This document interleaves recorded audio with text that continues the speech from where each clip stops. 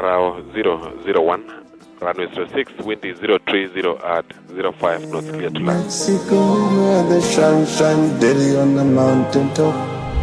I took a trip on a sailing ship.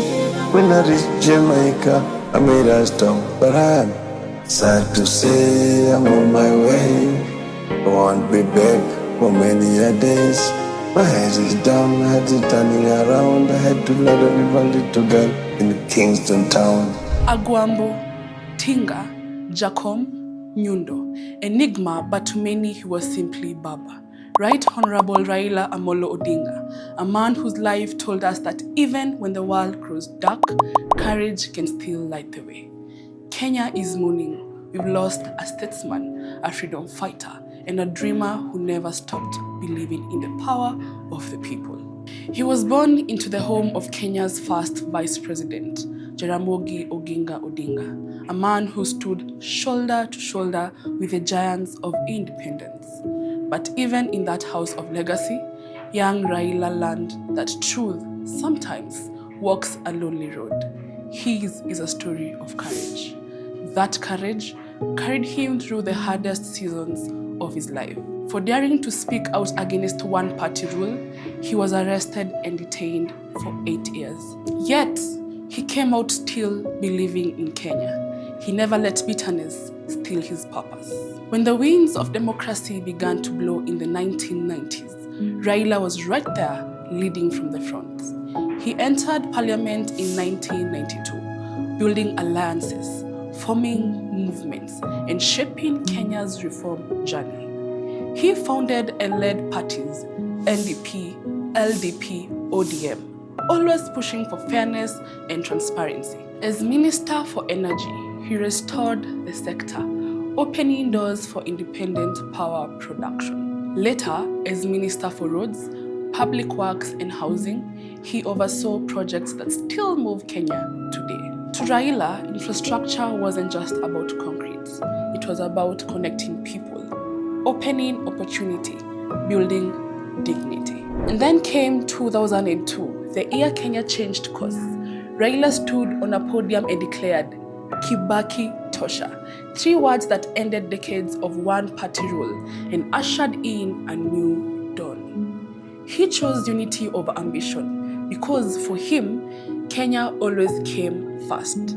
This simply shows that he was quite the movement. Someone jokingly asked how we will explain to the world that the large crowd marching towards the Kasarani Stadium to view his body on Thursday is not a movie. He was the force. However, 2007 tested that unity. After a disputed election and the violence that followed, Kenya was broken. Families displaced, hearts wounded, and once again, Raila chose peace. Through a historic agreement, he became Prime Minister under the Grand Coalition government. Together with President Mwai Kibaki, he led healing and rebuilding of a wounded nation. Under his leadership came one of Kenya's greatest milestones, the 2010 Constitution, a document that gave us devolution, equity, and accountability. It reimagined how power flows, not from the top down, but from the people up. That was Raila's dream coming to life. Beyond borders, his vision reached Africa. In 2018, he was appointed the African Union's High Representative for Infrastructure, a fitting role for an engineer who always believed in connection. From roads and bridges to policy and unity, he built structures that would outlast him. He didn't win every race, but he never lost his purpose. 5 presidential runs. 5 times he stood before Kenya and said, we can still be better. Even in defeat, he inspired hope. Even in loss, he kept faith, because to him, leadership wasn't a title, it was service. Today we grieve, but even as tears fall, we remember Raila's journey was never just about politics. It was about people, about the dream that Kenya can rise again and again. At Frontlight Media, we had the great honor of photographing Raila's memoir cover, The Flame of Freedom. his story in his own words.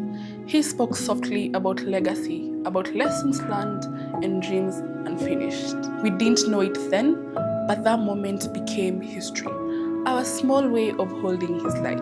Right Honorable Raila Odinga, just like every other human, was not perfect and made mistakes, but today his good overwhelms the bad. He gave Kenya more than just politics, so we don't just say goodbye, we say thank you. Thank you, Baba, for the roads you built, the voices you lifted, and the battles you fought for us all. You showed us that leadership is sacrifice, that love of country means standing tall, even when you stand alone, and that the light you carried through pain, through protest, through promise, it never went out. We will miss you so much, most especially when you made us smile. The vitenda willies will forever remain goated. Naishi kwa mwili ya binadamu, lakini ana tabia ya kinyonga. Nani hiyo? Nani hiyo? Umeshindwa. Unipate mimi mji basi.